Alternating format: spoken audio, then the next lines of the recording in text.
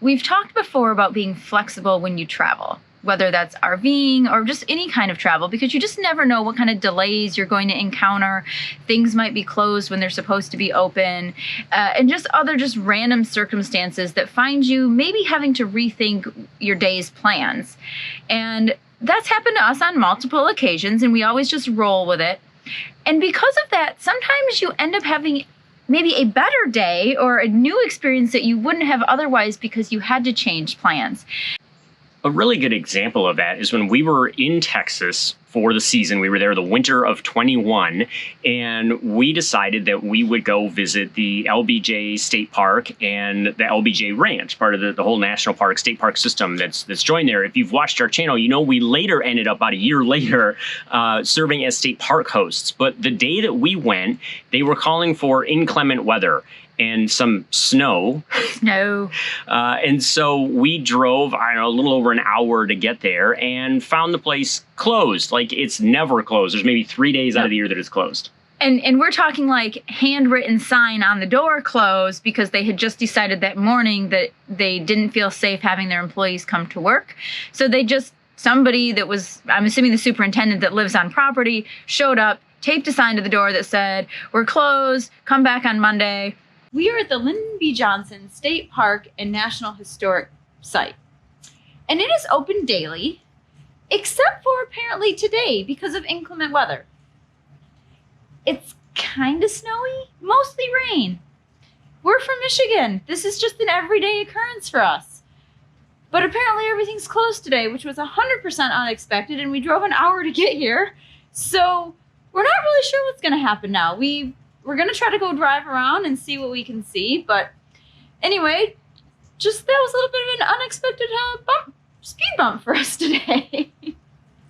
So at that point, we turned to Google. We were outside of Fredericksburg, Texas. We looked up the Fredericksburg area. And one of the things that we have found through RV travel and having to change plans and be flexible is that you find things you never expected to find, especially in some really random small towns. And what we found was the National Museum of the Pacific War. And it's a huge museum. Oh my gosh. It's really well done. And I never would have thought it would be in Fredericksburg, Texas. And we'll get into why it's in Fredericksburg, because that's actually kind of an interesting story too. But it's just an example of don't give up. Just nowadays we have Google and the internet, right? Look around and see what's on the map, see what people have done in the area, and take advantage of it while you're there.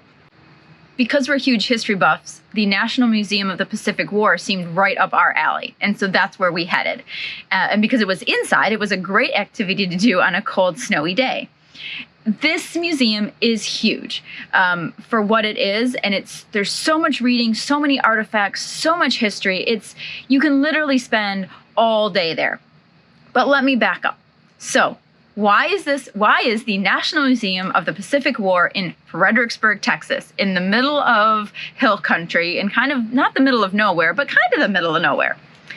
That is because tiny Fredericksburg, Texas, in the middle of hill country, is the home and birthplace of Chester Nimitz, who was the admiral and commander of the entire Pacific Fleet during World War II. I mean, he literally commanded everything. But he grew up in this small town. His grandfather owned a hotel, the Nimitz Hotel in downtown Fredericksburg. He lived there with his family and grew up there. Went on to, become this, a storied military career. And so after World War II was long over, the town wanted to create a memorial and museum in his honor. However, he declined unless they made it about the entirety of the Pacific War and everybody who had served in the Pacific Theater. So that's what they did. And so that's why we have the National Museum of the Pacific War in tiny Fredericksburg, Texas. There is a huge amount of displays there. There is a lot of reading. We even commented it's a little overwhelming. You could spend a day, you could spend several days if you read everything. So it's kind of a mixed bag because there's a lot of slow pace and reading, but there's also some really cool artifacts that are there. I found it super interesting that not only do they have examples of military equipment that was used in the Pacific in World War II, they have actual military equipment. I mean, I think they have a tank there that still has, a hole in it from where a shell went through. Well, and the little submarine thing. One of the miniature Japanese submarines that was caught off of the Pacific coast of the U.S. when the Japanese were using those to get into our waters. So it's really rare that they have that. There's too. some boats and planes and jeeps and just artifacts from stuff that they caught from the Japanese, and whether that's just insignia or clothing, diaries, you name it. They've got a little bit of everything there. And it is quite a large museum. Like I said, you can spend a lot of time there. And there's actually, I think you figured out there's 4 parts to the museum, right?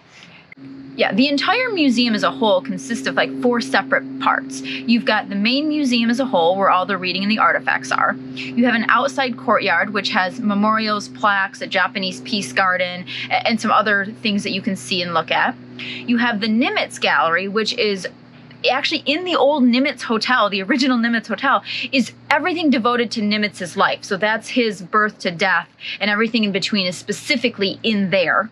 And then you have the Pacific Combat Zone, which is actually located a few blocks down the street and is mostly open during the summer months when they do live reenactments and outdoor exhibits and other things related to more of the combat part of the Pacific Fleet. And so you've got 4 different sections. The Peace Garden, the Courtyard, and the Combat Zone are all free, whereas your actual admission includes the museum and the Nimitz Gallery. What's nice about it, though, is you can park pretty much anywhere in downtown Fredericksburg and just walk to all of these things. It's all within walking distance. Yeah, Fredericksburg is relatively small. As we said, the day we visited was inclement weather, and we actually got kicked out of the museum early because they were closing because more storms were rolling in. So More snow. So we ended up actually kind of rushing through a little bit of the museum and the Nimitz stuff and did not really get to do anything outside that day. So luckily for us, because we did end up back in Texas for another 3 months this year, it gave us a chance to get back to the National Museum of the Pacific War and experience all the things that we hadn't done the first time, including visiting the Pacific Combat Zone area. Now, like I said, that part is free normally to go into. There's an inside PT boat exhibit. There's like a full-scale, model scale of the whole Asiatic Pacific Theater and some other exhibits. But on select Saturdays throughout the summer, they do what they call their Pride in the Pacific, and they're living history reenactments of a landing and an assault on a Japanese island, complete with flamethrowers and gunfire and all sorts of things. And that is a paid attraction to get into, but we really wanted to make sure that we experienced that. And so that was a lot of fun. And then you got to see the other exhibits as well.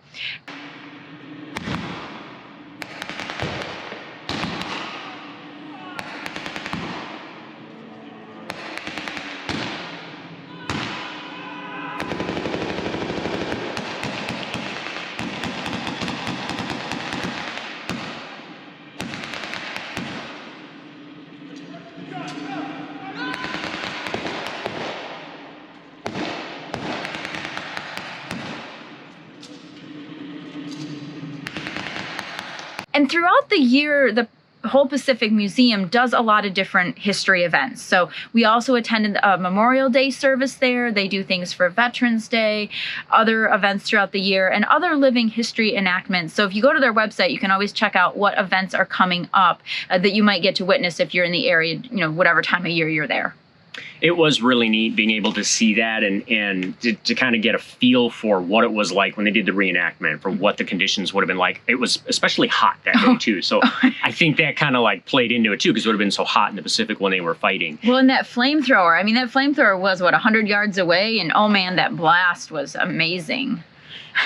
The whole museum is pretty amazing. Like we said, there's a lot there. It's intense. One thing that you can do, though, is you can break it down a little bit because there's a lot of exhibits. And then there are some larger exhibits in of themselves at the museum. So there's a whole thing about Pearl Harbor. There's a whole exhibit about the Doolittle raid. There's a separate exhibit about Iwo Jima and one about New Guinea. So there's different places that you can find. I know your grandmother's brother died in the Pacific War, and we were able to look up some information about the battle that he was in, which was kind of amazing. Really cool. It's the first place I'd ever seen a whole exhibit devoted just to his particular area that he's, he was killed in.